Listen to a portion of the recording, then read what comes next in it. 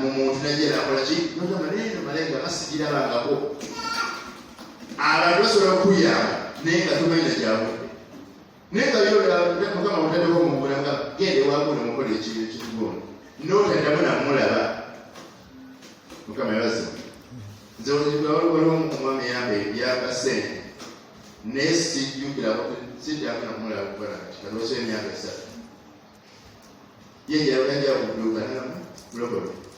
nkwadde yabiri yakugwa kubeeremu nemubuuza ozirya ozitereka oba zanga nagamba azikuwadde naye namuno gwaka siddamu okumulaba kali myaka eki Katonda asobola okuteekawo binnamuŋŋoona nebijja nga bigenda kugabirira nga tomanyi ebivudde mukama yabasiba tolina kutya lwambeera zijja gyoli tolina kutya lwebyo ebikulunga olaba byolaba byoyitako awo oyitawo obisi naye mulinawo okola ki woogenda era luli olusaba obujulizo gamba mukama alina wampisa yes go olina woyita awo oyitawo obuyisi mu kupangisa okwo oyitawo obuyisi olina woogenda mu nnyumba yo bakyakozesa awo oyitawo obuyisi kufunawo experience ate olina omulimu ogwogenda okutandika nga gugwo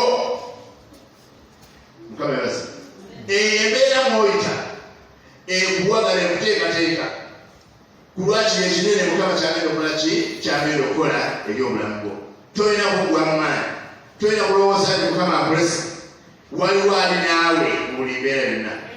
waliwo akwagala waliwo akumanyi akufiirako kyeyava awaayo n'omwana we yesu kristo n'akakulwako yakubibwa emigo tuwonyezebwe naawe waligwa ku musalaba nga wonna ayagala ffe yawaayo obulamu bwe ng'agamba ku lwa mikwano kyange ku lw'abaana bange mukama yebazibu